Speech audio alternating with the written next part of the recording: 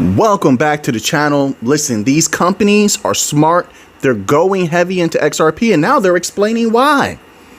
Here's a very interesting thing. They're admitting now that these companies have been into XRP, knowing about XRP since about 2016. Well, this company in particular did an interview. Vivo Power, remember, they're one of the ones that wants to have XRP in their treasury. Well, now we have a lot of companies, apparently, up to 8 of them, probably about 9 or 10 at this time. But a few days back, it was about 8 of them, as reported in that one article. The companies that want to have an XRP treasury or XRP as the base of their digital asset stockpile. 2016, the first crypto that they began researching as a company and getting into deeply was XRP, this Vivo Power. They also talked about the utility of it. It's going to be massive. And having an asset where it's not just about the value, but it's about the utilization of it. They also spoke about getting in early, folks.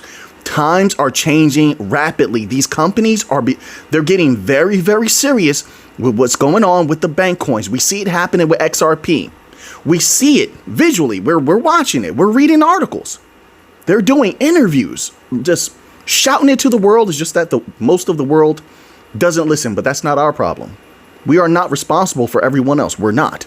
Not financial advice, of course. Solana, XRP, Chainlink, Algorand, Hedera.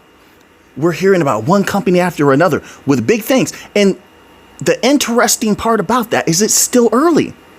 We're just now getting all of this crypto clarity. And we still have a few more little hurdles to jump over. Imagine when everything is fully unleashed, what will happen. So now, and don't worry, we're going to get to it. The second article also is very interesting. Always ask the why. In order for us to conquer something, we must understand it. Vivo Power International's pivot towards XRP denominated treasury was announced almost 1 month ago. With what the market had not yet heard in detail was why the NASDAQ listed firm chose XRP over Bitcoin and Ether. I want to pause right there. So at some point in this interview that they're doing, once again, they talk about when they got into XRP. It says, quote, "My crypto journey actually started with buying XRP in 2016. Folks, do you think that they're the only company that has been into XRP for that long? And if they have been into XRP for that long, they've been doing business, shaking hands, making friends. Yes, they do make friends in these industries. I know this personally. They get very close with certain people. They like doing business with them. Do you believe they didn't mention XRP to them? But those others are not in yet. Why do I say that? 73, we saw the article. 73% of businesses are not into crypto as of yet. Definitely not the utility. They're still using paper to pay everything. That means there's a lot more to come. See, we have to always chain all of these pieces together in order to see the entirety of the picture. So 73% not in. Most of the big companies been in for a long time. You have a lot of like Santander, Bank of America. You have companies like this, Vivo Power, HSBC, SBI. We can go on and on and on. The ECB, what's the other bank? The central bank in the UK, in England. My apologies. That just slipped my mind. But you know what I'm talking about. You know of which I speak. We can go on and on. They've been in it for so long. Now, there's companies that they're tied to, banks that they're tied to, that they influence. I ask again. See, at one time, we looked multiple times into some of the connections, especially in the MENA region, which is, you have Dubai, you have Qatar. We're connected in all those places. Does everyone know that? Because not everyone's been here with the channel for that long to know that. You have Attajari Wafa Bank and all their connections, QNB, all their connections. These banks have been into XRP and the XRPL for a long time. Now, they haven't mass deployed. I'm not saying that. But the setup is there. And now is the time where that's important because we're starting to see things come to fruition. What happens to that price when they all begin utilizing XRP? If such a thing occurs, and I believe that it will. I mean, if you don't, to each his own. But I believe that they are. They had no complaints. They were greatly satisfied. We're talking trillions of dollars, folks. All right, wait, I want to go here. Okay, so you have this. I think this is very important to show that they have been into XRP for a long time. They're still enthusiastic. Once again, you're seeing it from this company. So let's establish that most of the entities that have been into XRP or utilizing it are still satisfied many years later. That's important, which means we're not losing companies. We've only been gaining companies. Then that sort of gives us a little bit of information to play with to try to figure out, like, is it more logical to believe Ripple has hundreds of banks, or more logical to believe Ripple has thousands of banks? And then you could mix that banks and large businesses here and there. I think thousands, but that's just an assumption. That doesn't make it true. It's just an assumption, but it's based on what I'm seeing. And based on what I know of other businesses and how rapidly they spread once they're reaching a point of power. Let me give you another example of what I mean when a company's reaching this point of power. When Amazon first began, they were just running books around. They were selling books. How many of you are old enough to remember that? They were booksellers. But once they were reaching a point of power, and they were not in profit for a long time. How many of you old enough to remember that? But when they reached a point of power, they started doing what? One of the signs of reaching a point of power is acquisitions. Did Amazon do that? Yes, they did. They acquired Twitch. They acquired Audible. Those companies were not a part of Amazon. They were acquiring everything in sight. Wait a minute. What is Ripple doing now? They just came out the other day and said to the whole world, we have a bunch of, and it was from David Schwartz, the horse's mouth. And he said, we have a bunch of businesses that we're looking to acquire in various stages. He can't mention what they are, NDAs, but he let it be known. We have a bunch of them. Which means what? At some point in the future, there's going to be a multitude of announcements. And I don't think any of them is going to be small. They're not here to do small things. They're not. Ripple is a company who likes to start at the top and work their way down. Similar with Amazon. I used the Amazon example. That's how you know Ripple's at that point now, because they're trying to acquire. They acquired Hidden Road. They acquired that custody business. I believe there was something else they acquired. They're at that point where they're going to reach that point of a heightened power. That's a huge sign. Once again, power, value go hand in hand. They have an upward trajectory. But why do they have an upward trajectory? Because of XRP. Wait, let's go here to this article, okay? I want to show you this article as well. This article here says, here's where the why comes in handy. Let's click this off here. They're asking me to subscribe. It says, Ripple's Larson. XRP was created as a better version of Bitcoin. Wait, we've heard this already multiple times. Why say it now? I can use a hammer to hit this nail in. I can use a hammer to bring a nail out. I can use a hammer as a weapon. Get back. So one thing can be used for a multitude of things. One message can be used to convey a multitude of meanings. What is he trying to convey this time? Clearly, it must be something different. The time period is different. We're mostly everyone who's into XRP is familiar with this story. What is he trying to convey with this? Wait a minute. Let's delve into this. It says Ripple co-founder Chris Larson claims that XRP was originally created as a better version of Bitcoin. I'm doing this here so I know where to put the chapter once again, because if I forget, it's going to be a headache and a half trying to figure out where to put that little article. All right. So now it says, during a recent appearance on the, quote, When Shift Happens, unquote, podcast, Ripple co-founder Chris Larson recalled that he aspired to create a, quote, better version of Bitcoin with a group of really, really smart people. So look what he's emphasizing. Better Bitcoin, really smart people. What do people love about Bitcoin the most? Strip away all the illusion. Decentralization. It seems to me everybody's just making money off of Bitcoin. It seems to me that that's the big thing. That whole message of save the world, and I'm not against it. I'm not saying that. I'm just saying that whole message has been stripped naked, and now we see the truth. Bitcoin is a moneymaker. But if we think about it in that way, and we've toyed with the other thoughts already. Oh, decentralization, it's better than fiat currency. Okay. We've toyed with that already.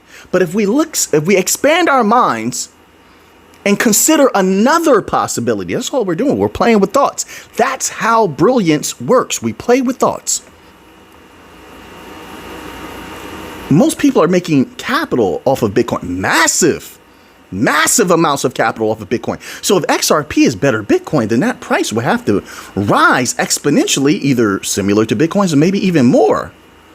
Especially given the functions, the higher the price goes with payment channels on the XRPL, this is what it says. The higher the price goes, or the greater the amounts rather, moving across the XRPL that companies are sending across the XRPL, which in turn would raise the price. So that connection is always there. The lower the transaction fees. Go read it for yourself. XRPL.org, look up payment channels. I don't know. Hopefully they didn't change the name of that mechanism, but that's what it said. And the video where I screenshotted all of that and put it directly from the website into those videos some years back is still up. So yeah, that's there as evidence. That price would have to go exponentially high. If that price was to go, much higher than where it is now. You think $10 is reasonable? You think that? Huh? I'm going to ask you, you think $15? A better version of Bitcoin. Now, here's another thing I want to tie into this. Because a lot of people will say, look at the circulating supply of XRP. I get it. I understand. I know what you're going to pull out that back pocket. And I would say, remember when they used to say all of the money? Why did they say that? They didn't actually mean every cent, every dollar has to, go through the XRPL. They didn't mean that. But they meant they want everyone possible. They claim that there's 8 billion people on Earth, folks. 8 billion and counting. Of course, some, birth rates are going down, but there's some birth rates going up. So there's a balance there, but they say 8 billion. Around that. That's a rough estimate, of course. 8 billion people. And all of those people are moving value here and there. Some value is held, some value is lost. I'm taking into account all these variables. But when you look at it that way, banks using XRP, banks keeping XRP in flow, banks maybe holding some XRP. You can't tell them what to do. Some people are, they're not going to hold. How can you say they're not going to? You're an absolutist, I guess. You must have some psychic connection or something like that to know what they're going to do. But here, I'm trying to be reasonable. So there's the possibility they might. There's the possibility they may not. I just lean towards the possibility that they may. I like to play with both of those. But even if they don't hold XRP, just keeping XRP in flow in closed ecosystems, which they recently talked about, would affect the price of XRP. So you have banks using XRP, you have businesses using XRP, you have XRP possibly being utilized in payroll, you have XRP possibly being utilized and burned with RWA. All of those things, XRP is being burned when you're talking about transactions. Then if they actually pull off the massive amount of retail CBDCs, they're backing that, or people use XRP outright, there's XRP being in flow because of that. Some people are going to hold it because they're smart, so they want to make a lot of value, not financial advice. So then XRP becomes rare because of that. All of these things are making XRP more rare. All of these things are causing XRP to be burnt more. How does it affect that price? I'm saying, talk real to me. Be real. Expand the mind. Tell me the truth. The price has to explode. Tell me the truth. Not just what you want to say. Don't just say what you want to hear. Strip that thing naked. And let's get to the crux of it all, the truth. That price can't stay down. Now, there's no guarantee that's going to happen. There's no guarantees in life. There's no guarantee I was going to wake up this morning, but I did, and I'm here to exact business. I'm on my A game. So there's no guarantee, so let's just throw that to the side for a moment. That price has to go up exponentially if everything goes according to plan. Let me ask you this. Has everything gone according to plan? For the most part so far, yes. We've defeated every enemy. Businesses are talking. We have 8 to 9. That's what the article said. Did you see the video? 2 or 3 videos back. There was an article. Businesses want to have an XRP treasury. What does that mean? Long time ago, people used to always say, no one's going to hold XRP. Well, I think you've been proven wrong. They're going to hold XRP. What is a treasury? Of course, they're going to sell some, but it doesn't matter as long as they have it for a time. Just like people out there have been holding XRP for a time. You think these others don't want to make massive amounts of money, and they can make much more than regular people because they have the power to pump it. They have big dollars. They will pay influencers. They will pay mainstream media, and they will pump it if they want to. They have the power to. Why would they not? That's a chess piece on the board. Why wouldn't I move this? If my queen is free and I can just jump all around here, I got my knights, I'm going to be whooping some tail in chess. If my opener is exacted the way I want to, that's part of their weaponry. So they can pump it if they want to. They're not here to make peanuts, folks. A better version of Bitcoin has to make a lot of capital. They're not here to rescue the world. They're not here to rescue these companies, but they know a good hook, not hook like a good punch. See how I turn that shoulder over? Not like a punch. I'm talking about like fishing. Get that hook in you. A good hook is to create something that the financial industry, which has been bleeding out for 2 decades, anybody could have looked and opened their papers and seen that the financial industry is in trouble. And that all that's left then is to figure out what can we invent to sell to these people to help them. They're going to get hooked, and then all we have to do is reel them in. We have them. There's going to be a continuity of value, continuity of higher value, higher transaction amounts. And then if I was Ripple or any company dealing with XRP, we benefit because that price is going to go up because that's how it works. People believe that Ripple has all the XRP just to help these companies. They want money. And it says with a group of, he emphasizes this a lot in his article, really, really smart people. Why does he say that? Because if you're dealing with genius level individuals, high IQ individuals, then there's a better chance of your project being a success. It inches you closer to it being a surety that price is going up, that these companies are going to use this because they're the best of the best. When they look at people's credentials, and I'm just going to use David Schwartz as an example, and they say, well, okay, this guy's IQ is this. And I mean, if that information is public, okay, he went to this institution, he's worked on these projects, he knows what he's talking about. And you're obviously going to have someone of comparable intelligence vet that individual. You're going to have some respect for that project and say, well, okay, this has to be a legit project. Then you test it out and it functions the way that you want it to function. Then we can understand once we come to grips with that, why all of these different large entities are talking about XRP. Why the United States itself, who's been close with Ripple, don't you ever forget.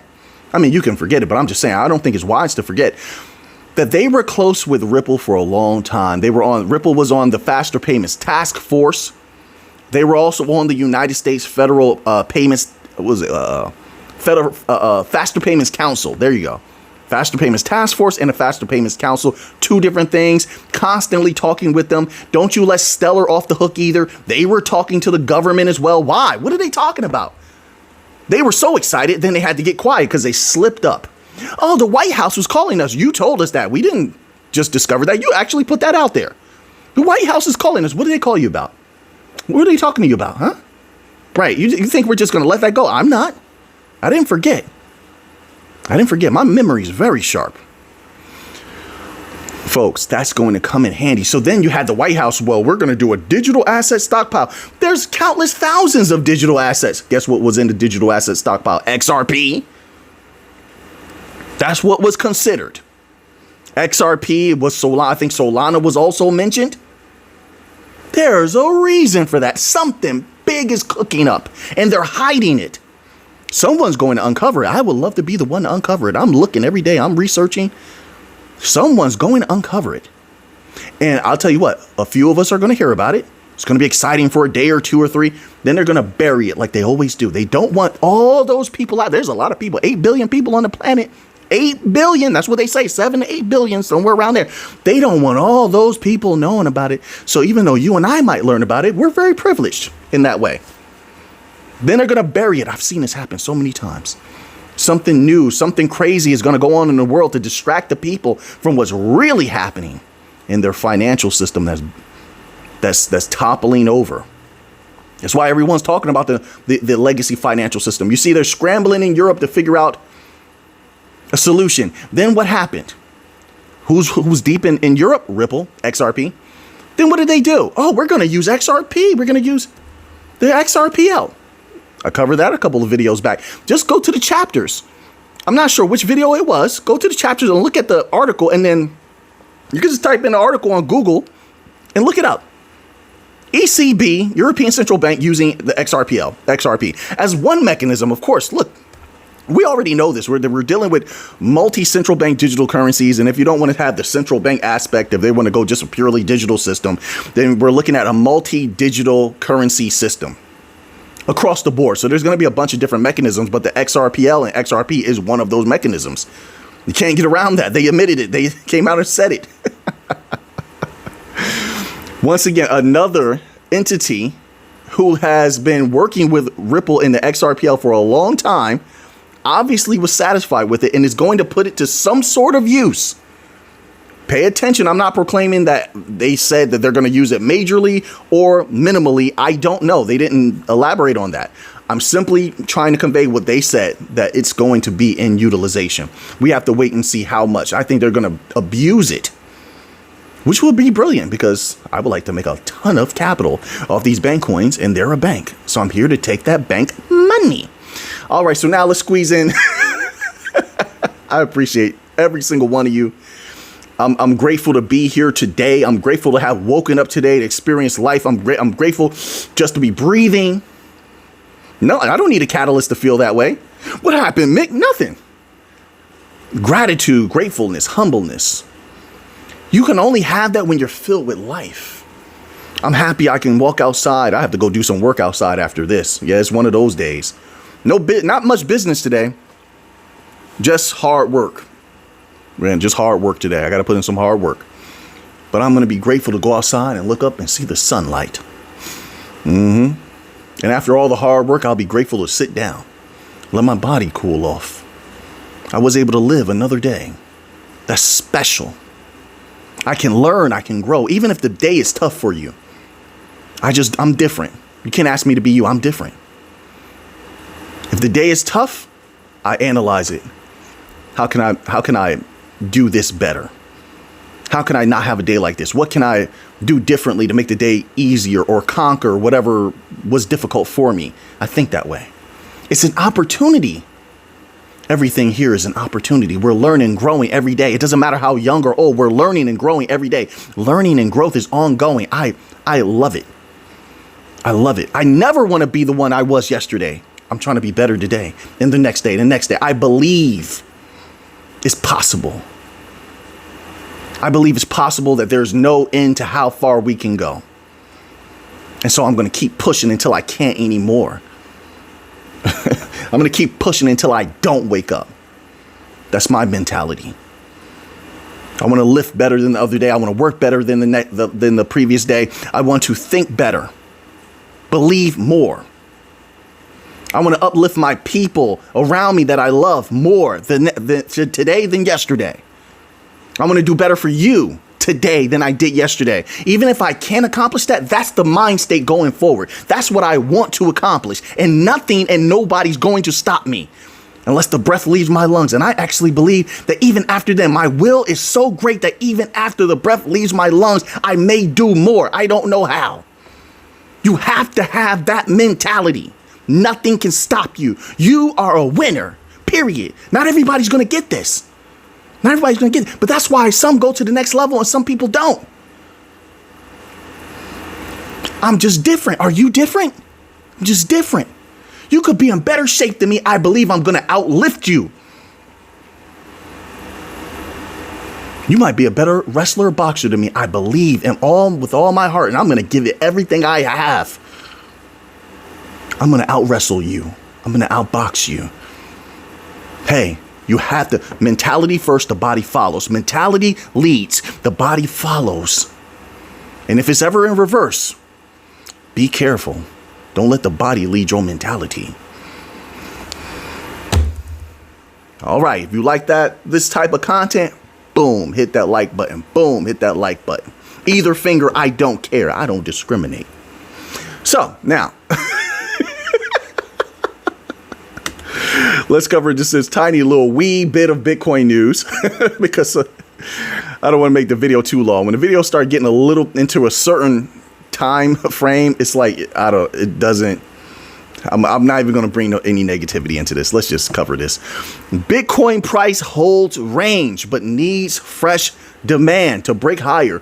Bitcoin trades near key support at $104,000, but weak volume, fading on-chain metrics, and sticky inflation point to more price consolidation.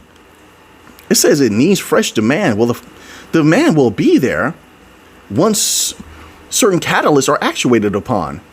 There's a few things that these companies need to go through first. They're still getting in position before the rest of those companies jump into Bitcoin. That's the major thing that's going to really, really skyrocket Bitcoin up to the top.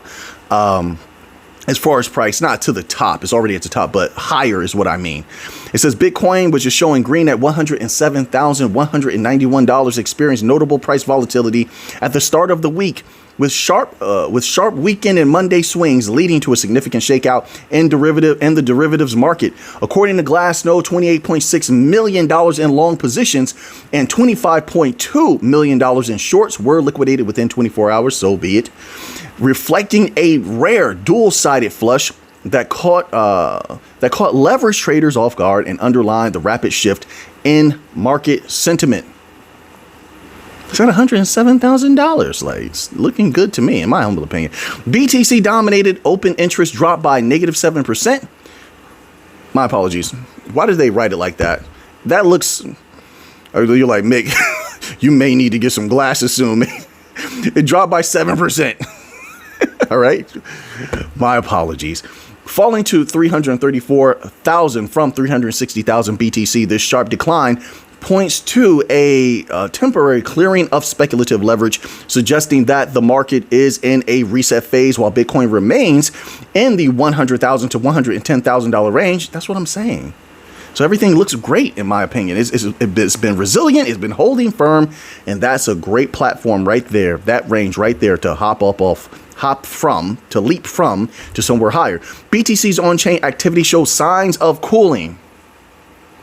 All right. Technically, profitability metrics are fading and user participation remains subdued. Oh no. Drama sells. They love that. They do. They love it. When that negativity comes, they like to throw a bucket of negativity on you. The people are, negativity gets clicks and views. I'm just saying that. You look at some of the biggest so-called content creators, it's all drama, crazy stuff. They know that. So, but I don't fall for that. Bitcoin looks amazing. All the major catalysts remain. So we're going to leave it right there. Bitcoin remains super bullish in my humble opinion. So now that you have that information, what are you going to do with it? I know what I'm going to do with it. So until next time, everybody, let's get to the money.